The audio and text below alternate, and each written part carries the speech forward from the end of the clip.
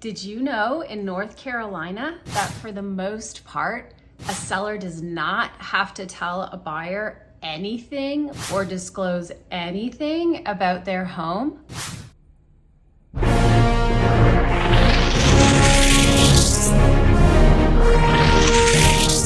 Hey everyone, it's Danielle Taylor with Keller Williams Realty here on the beautiful Outer Banks.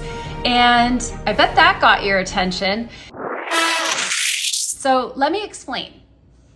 The North Carolina Residential Property Disclosure Act, it's a big mouthful, requires that owners of residential real estate, for the most part, there's some exceptions, but for the most part, residential real estate owners have to furnish buyers with a residential property and owners association disclosure statement. Again, really long word. So for the purposes of this video, we're going to shorten that to RPD. Okay. So they have to furnish an RPD to a buyer. So the RPD is a series of questions about the property that the seller is required to answer.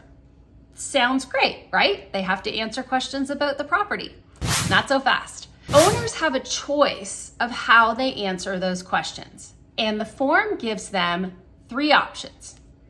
They can say yes, affirming the statement. They can say no, denying the statement, or they can say no representation. And you're like, wait, I feel like there should be a record scratch there. You're like, what? Wait, what was that last one? The last one is no representation.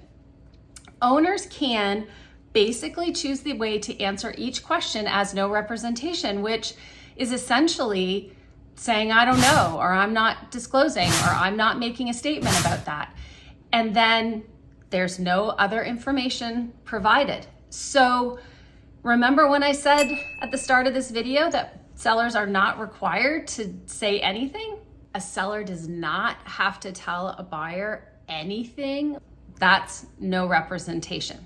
So I know your head is spinning. I know you're probably going, what is happening? But stay with me. There is a silver lining here.